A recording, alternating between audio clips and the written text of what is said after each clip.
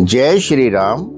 मैं डॉक्टर राकेश कथुरिया, आपका वैदिक और लाल किताब एस्ट्रोलॉजर, आज अप्रैल माह का भविष्य डिस्कस करने आया हूं आपके सामने। 12 राशियां मेष से लेके मीन तक, उन पे क्या प्रभाव आएगा।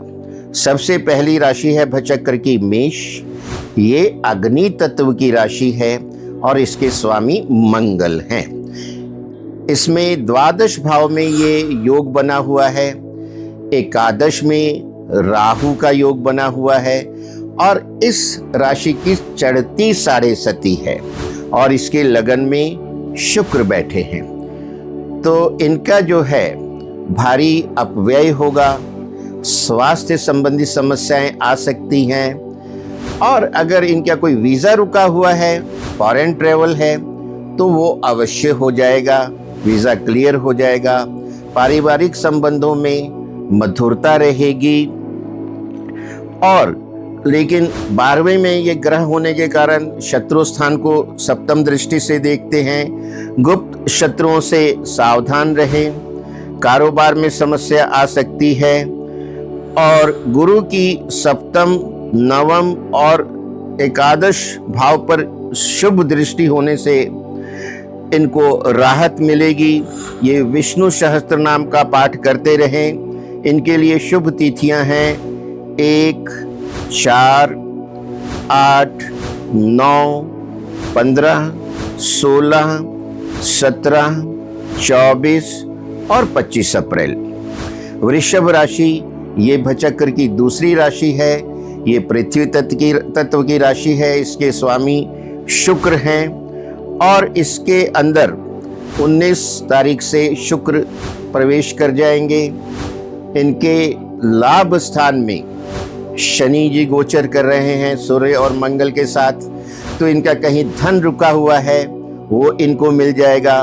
इनके कारोबार में वृद्धि होगी और यदि ये राजनीति में हैं तो इनको जो है उच्च पद मिल सकता है। चुनाव हो रहे हैं तो इनमें इनको चुनाव की टिकट मिल सकती है। कहीं सरकारी कार्य कोई रुका हुआ था वो कार्य इनका संपन्न हो जाएगा। कोई कोर्ट केस था वहाँ इनके पक्ष में फैसला होगा। लेकिन ये अपने माता जी के स्वास्थ्य का ध्यान रखें, गाय की सेवा करते रहें और श्री सूक्तम का पाठ करते रहें। इससे जो है इनका ये माह बहुत अच्छा हो जाएगा।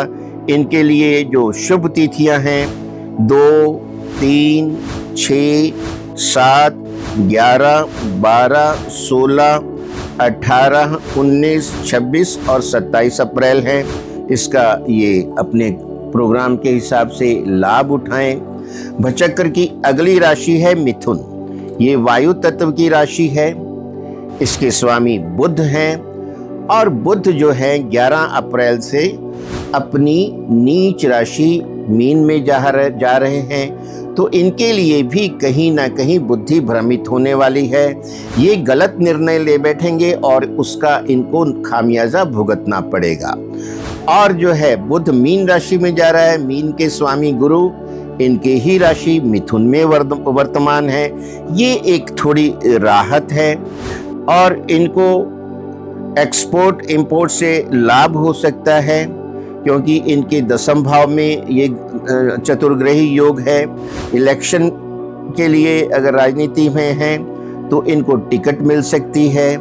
पॉलिटिक्स में उच्च पद मिल सकता है।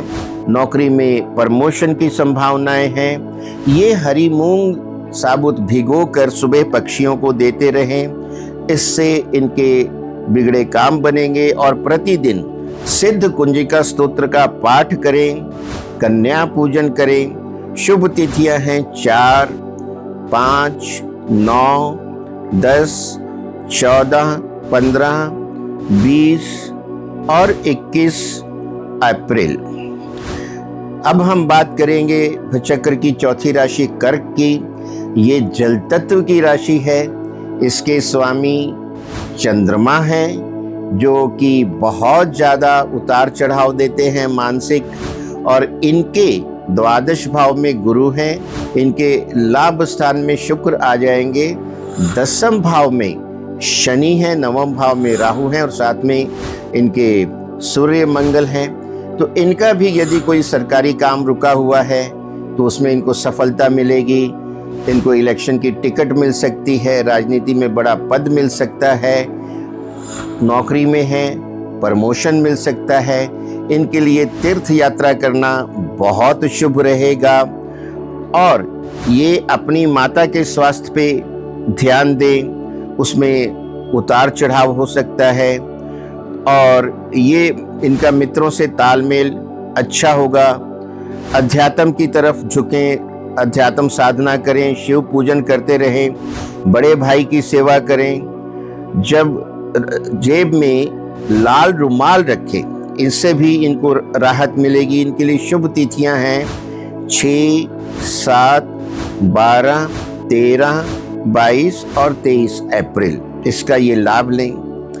अब हम बात करते हैं भचक्र की 5वीं राशि सिंह। ये अग्नि तत्व की राशि है।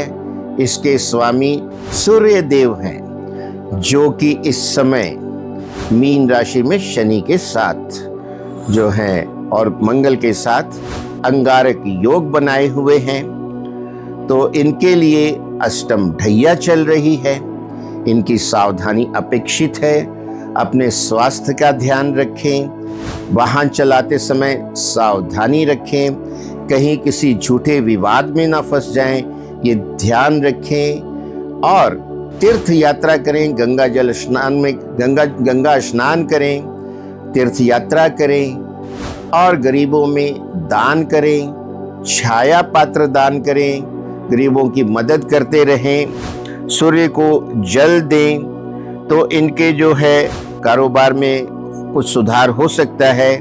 डेली हनुमान चालीसा पढ़ते रहें, शनिवार को छाया पात्र का दान करें और इनके लिए शुभ तिथियां हैं 2, 8, 9, 14, 15, 17, 24 एंड 25 अप्रैल। इसका ये लाभ लें। भचक्र की अगली राशि है कन्या। ये भूमि तत्व की राशि है।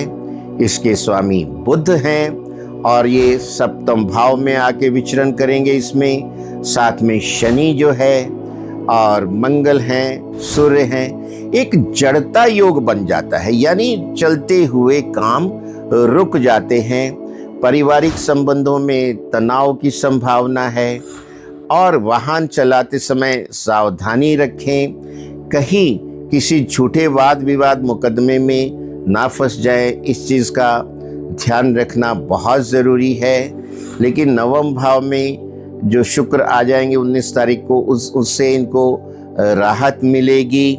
ये भी हरी मूंग भिगो के पक्षियों को रोज़ खिलाते रहें और मंगलवार को 7 मीठी रोटी तंदूर पे लगा के किसी एक फकीर को दान कर दें।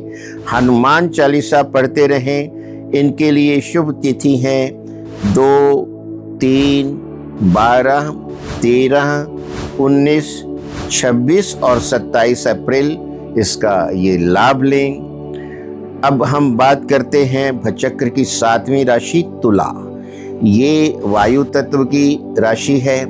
शुक्र की मूल त्रिकोण राशि है, जो कि सौंदर्य और कला की राशि है और इनके 6ठे घर में ये ग्रह योग बन रहा है। इनकी शत्रुओं पे विजय होगी। विदेश यात्रा का प्रसंग बनता है। इनके भाग्य में वृद्धि होगी। ये तीर्थ यात्राएं कर सकते हैं। इनके परिणय प्रसंग में बहुत आनंद रहेगा और लेकिन सावधानी रखें, कर्जा लेने से बचें। इनको संतान पक्ष से लाभ होगा। इनके कारोबार में, कार्य क्षेत्र में अच्छी प्रगति होगी। इसकी और ज़्यादा शुभता के लिए ये संडे को लाल मुंह बंदरों को गुड़ और गेहूं खिलाएं, सूर्य को जल देते रहें और बुधवार को 5 किलो जौ बहती नदी में जल में प्रवाहित करें। विष्णु सहस्त्र नाम का पाठ करते रहें, समय और अच्छा हो जाएगा। इनके लिए शुभ तिथियां हैं 4, 7, 14, 15, 20, 21, 28, 29 और 30 अप्रैल। अब हम बात करते हैं भचक्र की 8वीं राशि वृश्चिक की। ये जल तत्व की राशि है। इसके स्वामी मंगल हैं जो कि अंगारक योग में फंसे हुए हैं और इससे पंचम भाव में गोचर कर रहे हैं। चतुर्थ में राहु हैं, इनको मानसिक परेशानी और चिंताएं अधिक होंगी। अपनी माता के स्वास्थ्य का भी ध्यान रखें और इनके दाम्पत्य जीवन में भी तनाव रहेगा। वाहन चलाते समय सावधानी बरतें। रात को सोते समय अपने सिरहाने तांबे के लोटे में पानी भरकर रख लें और सुबह किसी पौधे को डालते रहें पूरे माह, इससे इनकी परेशानी दूर होगी।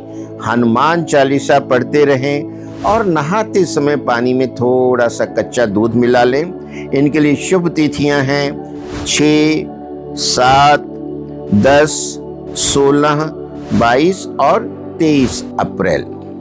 अब हम बात करते हैं भचक्र की 9वीं राशि धनु की। ये अग्नि तत्व की राशि है। इसके स्वामी देवगुरु बृहस्पति इस राशि से सप्तम भाव में मिथुन में विद्यमान हैं और पूर्ण दृष्टि से लगन को देख रहे हैं, लाभ स्थान को और तृतीय भाव को देख रहे हैं। लेकिन यह हमें नहीं भूलना चाहिए कि इस धनु राशि की चतुर्थ ढैया चल रही है और चतुर्थ भाव में शनि मंगल सूर्य की युति हो रही है। नीच का बुध भी वहां आ रहा है। तो इनकी जो भूमि भवन माता वाहन के मामले काफ़ी संवेदनशील हो सकते हैं। माता के स्वास्थ्य पे ध्यान दें। अपना कोई भूमि का मामला है उस पे ध्यान दें, कहीं उसमें कोई इनको धोखा ना दे जाए। और इनके तृतीय भाव में राहु, उससे कहीं भाई बहनों के साथ तनाव ना आ जाए, उसका भी ये ध्यान रखें। अपनी वाणी पे नियंत्रण रखें और एक छाया पत्र दान करें। हनुमान चालीसा पढ़ते रहें। इनके लिए शुभ तिथि है 9, 10, 13, 15, 16, 17, 24 और 25 अप्रैल इसका ये लाभ लें। अब हम बात करते हैं भचक्र की 10वीं राशि मकर की। ये पृथ्वी तत्व की राशि है और इसके स्वामी शनि देव जी हैं जो कि अंगारक योग में तृतीय भाव में मीन राशि में सूर्य और चंद्रमा के साथ चल रहे हैं और फिर बुध भी इसमें आ जाएंगे। तो इनके तीसरे भाव में पराक्रम में बहुत वृद्धि रहेगी। ये इनके शत्रुओं पे हावी रहेंगे, लेकिन जो भी कार्य करें पूरे होश से करें और जोश का उसमें बैलेंस रखें। कहीं ऐसा ना हो कि जोश में आ जाएं और होश खो बैठें, तो सारे काम इनके बिगड़ जाएंगे। ये वाणी पे नियंत्रण रखें। इनके खर्चों में वृद्धि हो सकती है, लेकिन इनके कारोबार में भी वृद्धि होगी। अच्छी संभावनाएं हैं। इनकी ना तो ढैया है ना कोई साढ़े सती है, लेकिन ये सतर्क रहें परिस्थितियों से। इनके गुप्त रोग होने की भी संभावना है और शनि की कृपा लेने के लिए गरीबों को दान करते रहें, हनुमान चालीसा पढ़ते रहें और प्रतिदिन माथे, नाभि और जीभ पे केसर लगाएं। इनके लिए शुभ तिथियां हैं 11, 12, 14, 18, 19, 26, 27 अप्रैल इसका ये लाभ लें। भचक्र की 11वीं राशि है कुंभ, जिसकी बहुत चर्चा होती रहती है। ये वायु तत्व की राशि है और इसके स्वामी शनिदेव जी हैं। ये शनिदेव जी की मूल त्रिकोण राशि है, बहुत ही पसंदीदा राशि है और इनकी अभी उतरती साढ़े सती है। ये साढ़े सती की अंतिम ढैया में है, तो इनके जीवन में सुधार आना शुरू हो गया है और कुंभ में ही राहु चल रहे हैं और इनके सप्तम में केतु चल रहे हैं और करेला और नीम चढ़ाव दोनों अपने अपने नक्षत्र में आ गए हैं। तो इनकी जो नेगेटिविटी है पूरे उफान पे है। ये अपने स्वास्थ्य पे भी ध्यान दें, दाम्पत्य जीवन को पे ध्यान दें, वाणी पे अपने नियंत्रण रखें। लेकिन हाँ, इनका जो कोई रुका हुआ धन है वो इनको मिल जाएगा। व्यर्थ के विवाद से बचें, संतान सुख इनको प्राप्त होगा, कार्य क्षेत्र में संघर्ष के साथ सफलता मिलेगी। हनुमान चालीसा पढ़ते रहें, छाया पात्र दान करें, नहाते समय पानी में थोड़ा सा कच्चा दूध मिला लें, डेली माथे, नाभि और जीभ पे केसर लगाते रहें तो परिस्थितियों में सुधार होता चला जाएगा। इनके लिए शुभ तिथियां हैं 9, 10, 14, 15, 20, 21, 28, 29 और 30 अप्रैल इसका ये लाभ ले सकते हैं।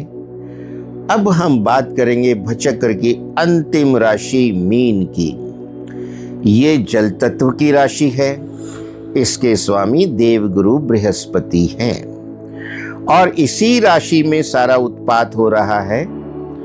शनि जी यहाँ हैं, साथ में सूर्य हैं, मंगल जी 2 तारीख को आ रहे हैं और फिर जो बुध हैं वो 11 तारीख को नीच के होके आ रहे हैं। तो ये माह इनके लिए घटनाओं से भरा रहेगा, बहुत मानसिक तनाव रहेगा, पारिवारिक संबंधों में बड़ी समस्या आएगी, धन हानि हो सकती है, वाहन चलाते समय सावधानी बरतें और किसी को धन उधार ना दे बैठें, फिर वो वापस नहीं आएगा। और ये भी छाया पात्र का दान करें, हनुमान चालीसा पढ़ें, विष्णु सहस्त्र नाम का पाठ करें। विदेश यात्रा के योग बनते हैं लेकिन जाने से अवॉइड करें क्योंकि उसमें भी हानि होगी। इनके लिए जो शुभ तिथियां हैं 6, 7, 10, 11, 22 और 23 अप्रैल हैं। इनका ये लाभ लें। तो इस तरह से हमने जो ग्रह की स्थिति है, ग्रहों की, उनका मुंडेन अफेयर पे क्या प्रभाव आएगा, मेदिनी ज्योतिष पे क्या प्रभाव आएगा, और हमने जैसे बताया कि युद्ध और भड़केगा, पेट्रोलियम और गैस के भाव बहुत बढ़ेंगे और जैसे हम पेट्रोलियम का रेट कोट करते हैं पर बैरल, तो जनरली जो जनमानस के मन में आता है कि बैरल का मतलब होता है लगभग 200 लीटर, लेकिन नहीं, जो पेट्रोलियम का बैरल होता है वो 159 लीटर्स का होता है। तो जो आप सोचते हैं कि ये रेट है, तो अगर आप ऐसा सोचते हैं कि 200 लीटर का है तो उसमें 20% की तो वैसे ही वृद्धि हो गई। यानी आप 1000 को 6.29 से डिवाइड करें तो जो एग्जैक्ट फिगर है वो एक बैरल का वॉल्यूम होता है। तो इसके भाव बढ़ रहे हैं, तो हमें अपने जो तेल और गैस के कंजप्शन पे भी ध्यान देना चाहिए। जितना हम उसको मितव्ययिता से कर सके वो हमारे लिए और हमारे देश दोनों के लिए अच्छा रहेगा और इसका हम बचत करें। और प्रभु से हम प्रार्थना करते हैं कि विश्व का कल्याण हो, प्राणियों में सद्भावना हो, सर्वे भवन्तु सुखिनः, सर्वे सन्तु निरामय। जय श्री राम।